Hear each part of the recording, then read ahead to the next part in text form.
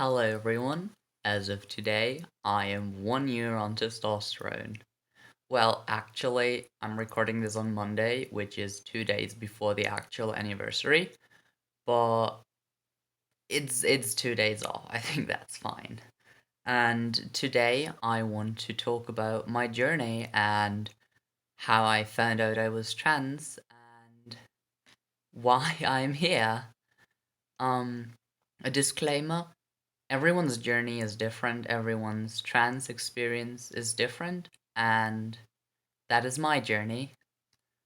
Okay, actually I wrote some notes this time because this is my sixth recording and the other videos were 20 minutes long, and I hope this won't be 20 minutes long. Okay, I want to say my memory isn't perfect, so I don't know, maybe like the timeline is mixed up and shit, and I don't know what I have replied if I ask my past self now, like, what do you think about being a boy? My past self would be like, what? I don't know. Um, okay. So, as a child, I was content with being a girl. Like, I remember, you play those games as kids, in elementary school, like boys against girls, and I was always like, me and the girls versus the boys, and yeah, I was like always feeling like I had to defend girls. Like, boys would always look down on girls and I had to defend them. Um, but yeah, at the same time, I gotta ring you through that now. I idolize my brother. Um, I have a big brother for those who don't know, and yes, I idolized him as a kid. To those who do know about him, um, like everything he did and all boyish things in general were so cool. Like video games were so cool. Pirates of the Caribbean and Star Wars and all that boy stuff. Like they were all so cool to me, and I don't know if I wanted to like prove myself as one of the cool kids and wanted to be accepted, or if it was like internalized misogyny that I thought I was better than other girls because of that. I don't know if it was like early signs, but I remember always being like, I'm a girl playing video games. Um, it's probably because I still feel very strongly about protecting girls. Like I'm a big feminist.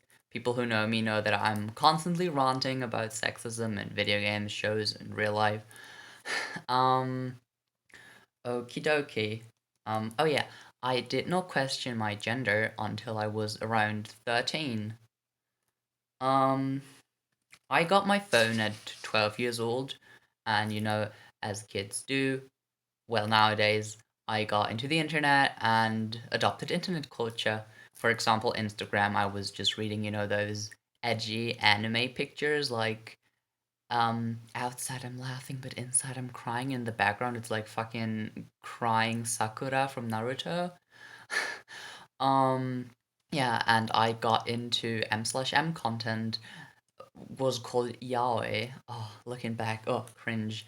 But part of me was always jealous. Like, I was always like, I wish I were gay, but I could not connect two and two. I could not put them together. Like, you want to be gay, but you were a straight girl. What if you were like a gay guy? I could not connect that shit. I actually did not know about trans people. Oh my god, this is what I forgot to say at the start. Um, sorry, many trans people, like, they've known for their whole lives, and that's super pog. The earlier you know, the better usually. Um, I did not. Many people did not, and that's valid. If you find out at 5 years old, at 15, or at 50, everyone's valid, and everyone finds out at their own pace. So I used to beat myself up a lot for only finding out at 13, and like when I was introduced to the term transgender. Um, but now I'm like, fuck y'all, I'm valid. Um, okay, and At around this time, like pre finding out what trans is, I drew a picture. I actually found it recently. Um, that was part of a headcanon where when you died, you would get a new body, and you could choose it was male or female. Back in the day, I didn't know about what non-binary is. Um, and that's quite interesting. Um, looking back, I will link a link to the picture in the description because I don't want to like hold it like this and no one can see shit. But it's not a very good drawing. I was like 13, so forgive me. Um, okay, so I was on the internet. I was on Instagram. I got into the anime Hitalia, and especially into the ship Germany x Italy called Garita.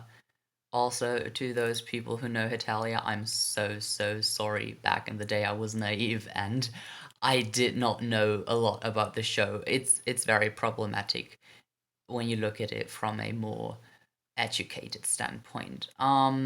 But I was small and I was like, oh wow, two men kissing. In brackets, I wish that were me.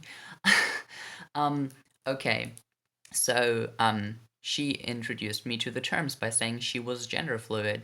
I've known her for a longer time, and she settled on she, her. The last time I heard from her, she was using she, her, so I'm gonna use it now as well. And I was like, "What is that?" And she told me about gender and how like you are not locked in your birth gender. I don't remember the actual conversations, but I started to look into that and I started to question myself like, what if I don't want to be a girl every day? Like sometimes being a girl, like, oh, what if I could be like something else, like non-binary? I was very scared to like explore that. I have some diary entries where I mentioned that I felt neither like a boy or a girl, and I didn't want to be either. I didn't want to decide. Um, it took a long time, and right now, as of this moment, I feel quite content being, a a boy in the binary. But it fluxes between hell yeah, I feel like a boy and gender is fake. I hate it. My gender is healer main in Final Fantasy. Um yeah, it's a weird topic. And labels are interesting, but I'll get to that later. I hope I don't forget it. Okay. So I started to out myself online. I would use the name Neo because that means new in Greek, and I would also use other names, Levis and so on. Like, I was experimenting, but I was outing myself online as a boy. And it felt really good, but not in real life. Like, sometimes I would mention it to, like, friends, like, oh, sometimes I wish I were a boy and all that stuff, but, like, not with persistence. Um, so eventually, wait. All right. So I had a boy, in eighth grade, and we were like kind of a thing, but also not. He was like a big asshole. Marco, if you ever watch this, fuck you for what you've done to me. Um, so we were like kind of a thing, and like one day he was at my place, and I asked him, "Would you still like me if I were a boy?" And he was like, "No." And that crushed me. That fucking crushed me. But I also realized, well, it was not like the moment, but it was one of the defining moments where I realized that being a gay man is the only answer for me. I could not do it any differently. Um okay. Eventually, I started to be more persistent with my friends online. Not online, pardon, in real life. I would like ask them to call me. Oh wait, Connor only came later, but to think of me as male. But still not, with you do it or I won't answer or something. So, I started to play male characters in video games, and I played Fire Emblem Conquest, Fire Emblem Fates Conquest one day, and I chose a male character, and the default name was Corinne, and I didn't like the name. I was like, that sounds like shit. And then I chose Connor because it sounded similar, and I got it from like a trash show I loved as a kid, Primeval. The main character was called Connor, and yeah, I chose that, and I played the game. And actually, Fire Emblem Conquest was the first game where you could marry a man as a male character. Like the game was super straight, but there was this one character that was like only available for girls, but also for the male main character. And it felt so good being a man, loving men. It just wow. Then I met a friend online, um, and like over Fire Emblem, and I introduced myself as Connor, and well, that stuck. Also, I realized I should maybe talk a bit deeper, but I don't know. It's 11 p.m., so gotta still work on that. Speaking deeper actively. Okay. Around that time, I also started therapy because of well, family and all that stuff. But I could also, talk about my gender. It was very weird asking myself. Like it's always very hard and anxiety inducing, especially when you're like new to this and you don't have any confidence. Like I didn't have any and I felt pathetic and I felt bad. Um okay, so I started to out myself more. To friends I would insist and outside of school and so on, I would, out myself from the start. For example, math camp. That's actually my certificate for math camp. And in math camp before 10th grade, um, like I was there and we always got name tags, and mine was Connor, of course. And I still had it on my jacket when I started 10th grade, where I decided to out myself. That was the point. That one point in time. And I was petrified. I was terrified. I was sweating bullets. I was a fucking waterbender. And after, the first two lessons, which were basically an introduction to 10th grade, I went to the teacher and I was like, uh, Mrs.